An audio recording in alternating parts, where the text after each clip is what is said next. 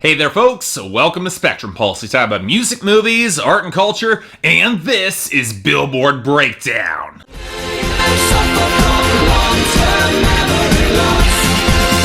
I don't remember. You ever have those days when everything you expected to go right just goes wrong in spectacular fashion? You'd think that I'd have more of those days, considering I've got Billboard Breakdown and attempting to predict the evolving tastes of the American public, or at least what the music industry thinks the American public wants. It's an exercise in guesswork at best. But I thought after about 30 weeks of doing this show, I thought I'd have a reasonably firm grasp on what would show up here. And boy, did this week prove me wrong. And normally that would have been fine. I generally like surprises, except for the most part, especially in our top 10, it went wrong in the worst possible way. Want that example? Let's start with the top 10, where See You Again by Wiz Khalifa and Charlie Puth somehow holds on to a 12th week at number 1. But I did only get a 13th week. It's losing streaming and airplay. It had pretty weak sales here. At this point, it's clinging to the top thanks to YouTube and little else. But what could possibly replace it? Well, a lot of smart money would have been on OMI's Cheerleader, which ended up to number 2 this week. Sure, a little bit of a slip on YouTube, but it ruled sales, held steady on streaming, and spent the week gaining airplay. That's only a good thing. You'd think it would be an easy shot for the top. But in complete defiance for everything I said last week about this song being a fad, Watch Me by Silento jumped up to number 3 with gains in sales, airplay smashing onto YouTube, and surging in streaming. And remember how I was more dismissive than angry last week? Yeah, not happening again. America, what the hell is wrong with you? I know 2007 was 8 years ago and half the kids on Vine making this song popular still probably hadn't learned to use the toilet effectively yet, probably some of the adults too. But you all remember Soulja Boy, right? You remember how Cranked Out was a thing for like 10 minutes and then became a national embarrassment to this day? Do we really need to go through this bullshit again for a song that's far weaker? It doesn't even have the weak benefit of originality considering how much it steals from other terrible dance songs. I mean, I've been the biggest fan of Bad Blood by Taylor Swift and Kendrick Lamar before, but I sure as hell will take it now because it was forced down to number 4 because of this, even despite a solid week across the board. Hell, even despite leading streaming, Trap Queen was forced down to number 5 by Fetty Wap. Yeah, it was weaker sales and losing airplay too, but I still take it over Watch Me. What actually first surprised me though was Can't Feel My Face by The Weeknd got stuck at number 6. Potent streaming, strong sales, heavy airplay gains all week, but perhaps without YouTube it just wasn't enough to smash any higher, and honestly that's a bit of a disappointment. I would take that over Watch Me too. It did mean that Shut Up and Dance by Walk the Moon slipped down to number 7, even despite some streaming gains, but then again that's not all that surprising, given it's steadily slipping in airplay and sales and never really had any YouTube to begin with. And speaking of YouTube, we've got our first new arrival to the top 10, Where Are You Now by Skrillex and Diplo featuring Justin Bieber. It's one of those songs I don't really care about one way or the other. It's here really only because of the video, because despite modest gains in sales, streaming, and airplay, it wouldn't be enough without that video. Hey Mom by David Guetta, BB Rexha, Nicki Minaj, and Afrojack, it's a similar case. Even despite a sharp drop in streaming and really weak sales, decent airplay gains and rock solid YouTube keeps it at number 9. And then we've got our second new entry to the top 10, Fight Song by Rachel Platten. Okay, seriously, are we really so desperate for Kelly Clarkson-esque self-esteem anthems that'll take the shallowest of bland ripoffs instead? It doesn't have YouTube or strong streaming at all, getting there almost entirely on excellent sales and a lot of airplay gains, which gives me the feeling we might be seeing this for a fair bit, which is not a good sign. So okay, do things manage to get any better when we look at our losers and dropouts this week? Well, for dropouts, definitely. Losing Dear Future Husband by Meghan Trainor, Pretty Girls by Britney Spears and Iggy Azalea, and Energy by Drake, that's all net positive. Even we did lose the pretty solid One Last Time by Ariana Grande and Wild Child by Kenny Chesney and Grace Potter along the way, even though they were near the end of the chart live, so I can kind of excuse it. Which also pretty much true for all our major losers this week, the vast majority which were in country music. Smoke by 1,000 Horses drops to 92, Don't It by Billy Currington slides down to 83, Little Toy Guns by Carrie Underwood surprisingly stumbles to 65, and most disappointingly, Diamond Rings and Old Bar Stools by Tim McGraw and Catherine Dunn slides down to 74. Outside of country, both of our losers do surprise me, with Budapest by George Ezra dropping hard to 49. I also thought it would have a little bit more longevity here, and I Really Like You by Carly Rae Jepsen sliding into 90. I thought the album would have bought it at least a little bit more time in the charts. It got a little bit of a gain, but I thought it would have lasted. But we even have fewer gainers on this week too, most of which debuted last week and picked up some boost here. Yoga by Janelle Monáe and Jidena went up to 79. Might not love the song, but I'll take Janelle Monáe getting a boost. I am a fan of hers. I Don't Like It, I Love It by Flo Rida featuring Robin Thicke and Birdie and White went up to 63. No complaints there, the song's good. And All Eyes on You by Meek Mill featuring Nicki Minaj and Chris Brown leapt up to 32, most of which I suspect was driven by Meek Mill's album release. We'll talk about him a little bit more later, along with Nicki Minaj and Chris Brown, but none of it has made the song grow on me all that much. It's still not very good. And finally, we've got Bitch Better Have My Money by Rihanna jumping up to 15 because it finally got a full video. Doesn't make the song any less completely unbelievable and absolutely terrible though, especially considering the video is a hysterical revenge fantasy that relies more on cheap provocation and warped Technicolor cinematography to draw interest than, you know, the actual song. Ugh. Be happy to see this gone when it finally goes away. But on that note, let's turn to the 2 unequivocal positives this week. Our returning entries. Turns into gunplay, turns into pillow talk, turns into sweet dreams, turn into coffee in the morning, I don't wanna wake you, I just wanna watch you sleep. You know, I've already raved about this song multiple times on Billboard Breakdown, but I completely get why Coffee keeps slipping in and out of the Hot 100. This time it's back because of Miguel's Wild Heart being released. It's a slow burn that relies more on skittering keys, smoldering guitar, and atmosphere most than more the immediate modern R&B. I do wish it'd stick around a little more, or that some of the other songs from Wild Heart could gain some traction if they were released as singles, but I wouldn't be surprised if Coffee only sticks around just a little longer, so you know what? I'll appreciate it while I have it. Up, homie, you fucked up, but if God got us, then we gon' be alright. Nigga, we gon' be alright. Nigga, we gon' be alright. We gon' be alright. Do you hear me? Do you feel me? We gon' be alright. Nigga, we gon' be alright. Huh? We gon' be alright.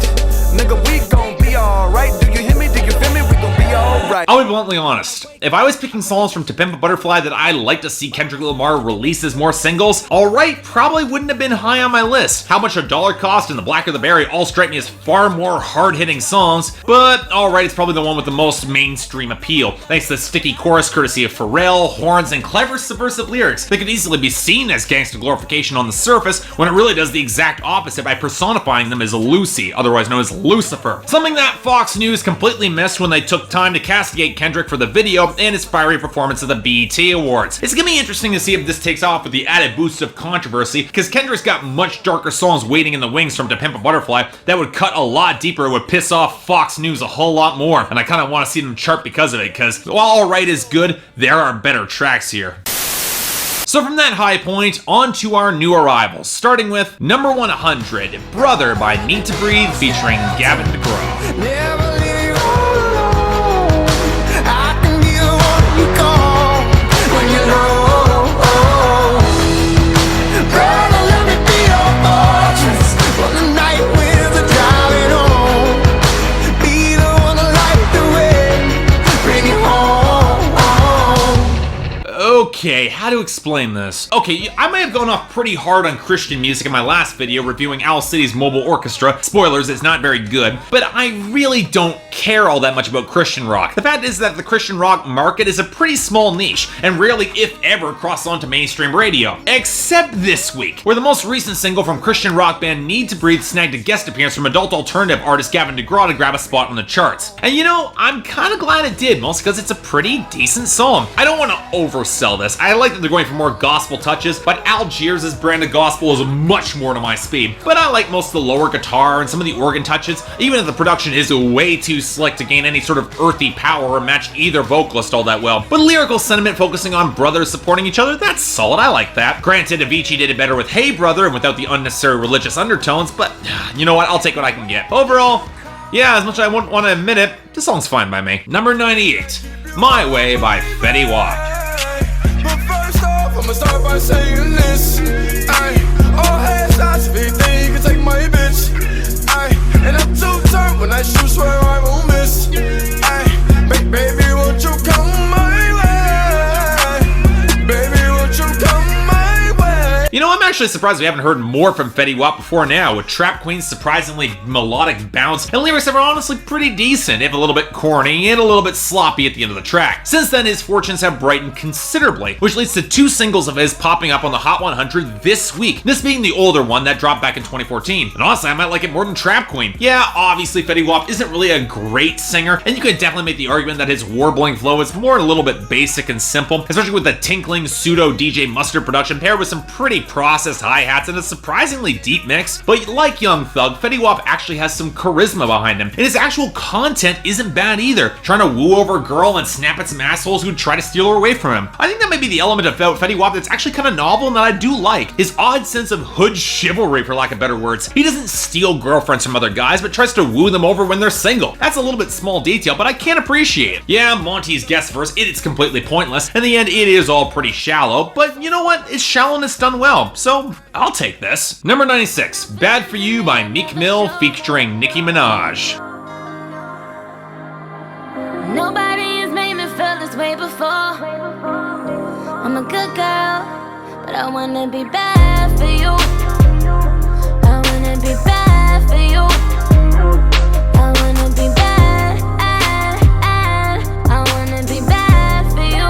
You know, I think this week is trying to punish me for not caring enough to cover Meek Mill's new album because he shows up twice on this list. The first with his girlfriend Nicki Minaj, and I'll easily take this over their last hookup track, All Eyes on You, for several reasons. For one, Nicki takes the hook, and there's no Chris Brown, which is an easy plus right out of the gate. But while I find her assertions that she's a good girl a little bit ridiculous given her past career, in the context of this song alone, minus a verse from her, it actually just kind of works. I expect any verse was omitted because she'd easily blow Meek Mill off the stage, but to his credit, his bars are actually pretty decent here. He's still a bit of a clumsy rapper who's a hard time sustaining a consistent flow, at least until the second verse, and I think the washed out piano still played the song as a little bit dour from trying to be in love, but I can mostly buy what he's trying to do here. Still not enough to convince me that reviewing the album would be a worthwhile usage of my time with as much as I've got on my plate right now, but yeah, this isn't bad all the same. I'll take it. Number 86, Do It Again by Pia Mia featuring Chris Brown and Tyga.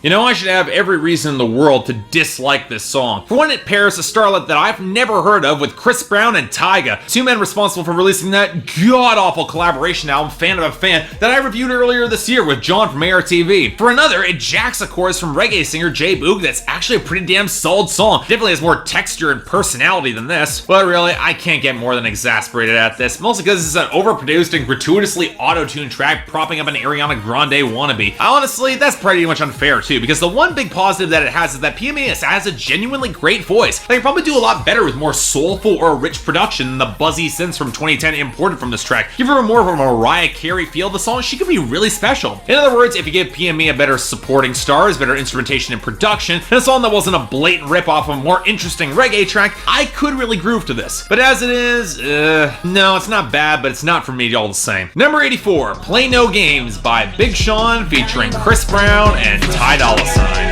know what your problem is. You don't ever see the big picture. I want you to take me serious. Oh, baby, I want you to take me serious. And here comes the crap. I'll admit there were some tracks off of Dark Sky Paradise that I actually did like, but this sure as hell was not one of them. And if Chris Brown wants me to take them seriously, I'll do just that and say the best part of the song was the production. The dusty R&B background lends the song some desperately needed class that none of our performers possess. Big Sean treats his girl with casual disinterest, even though she apparently respects him like a father figure. Ew! But what's worse is the casual disinterest about Big Sean's delivery, which unfortunately applies to his lazy rapping and rhyming skills. Yeah, he's got some flow here, but little else that I like, and yet runs in completely the opposite direction of Chris Brown's chorus, which cares way too much to just outright insult the girl by insisting she doesn't see the big picture. I haven't revisited this song since I covered Dark Sky Paradise, and it turns out a few months of distance only made this song a hell of a lot worse. Video's pretty funny though. Next, number 57, Rico by Meek Mill featuring Drake. I should probably just move into Graceland. Madonna's a ting I know, and I'm the king of pop. I'm building Neverland. How he hate me when I never met the man. Woo! We might just get hit with the Rico. Me Millie, cause we in the field with them bird like we play for the Eagles.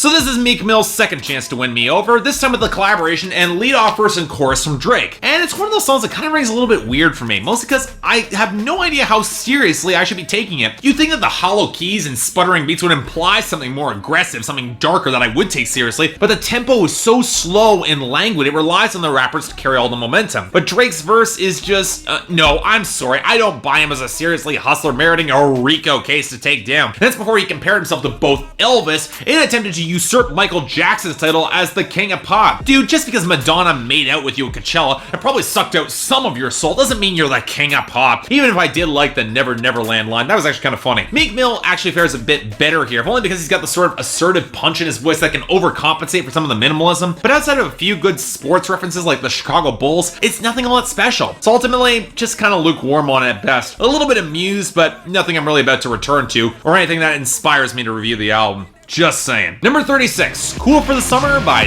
Demi Lovato.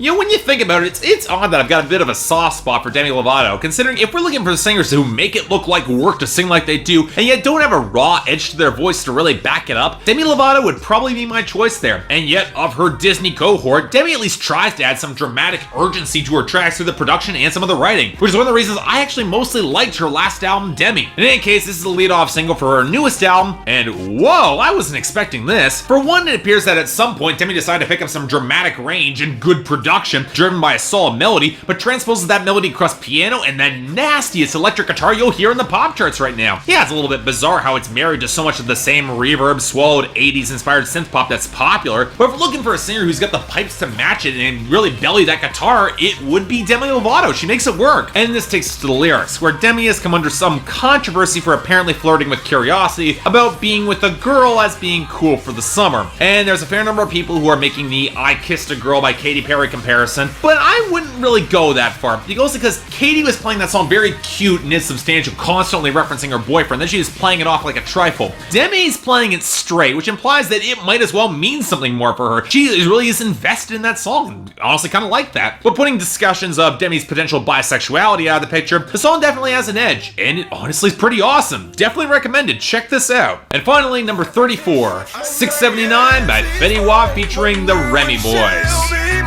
Walk past like praise, rewind and see that as one more time. And I got this soda.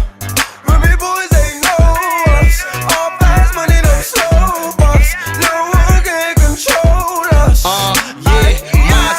So this is our second Fetty Wap track of the week, and it's not as good as My Way. Mostly because the instrumentation, the oily synth and the snap percussion just feels kind of awkward, doesn't have the same groove to it. And while he's got personality on the chorus, it's unfocused. And the few good lines he has in his verse don't do enough. Hell, I actually thought that Montana Bucks was fine on the second verse with his more sing-song flow, outside of his content, of course. But the big issue I have with the song is his tempo. Just for kicks, I kicked the song up a bit when I checked out the video on YouTube, and it's actually got a little bit more momentum to it if you kick it up to 1.5. As it is, it's just kind of underwhelming, with not a lot really to it. I wouldn't call it bad, but I would say it's a little bit too simple and basic. It doesn't really do enough to rise above its own vapidity. In other words, probably skip it, even though I don't think it's a bad song. So that was this week. And believe it or not, I expected it to be a lot worse than it actually is. Maybe it's the benefit of lowered expectations, but I actually like the vast majority of the songs that dropped this week, to the point where I'm actually thinking about skipping the dishonorable mention entirely and just giving the worst of the week to Play No Games by Big Sean, Chris Brown, and Dolla. This opens up some space for 2 honorable mentions to match Coffee as the returning best of the week, which I'm giving to All Right by Kendrick Lamar, obviously, and Cool for the Summer by Demi Lovato, which I'm honestly a little bit surprised I like as much as I do. Let's hope for more like this next week. I could do with more good songs like this. But until then,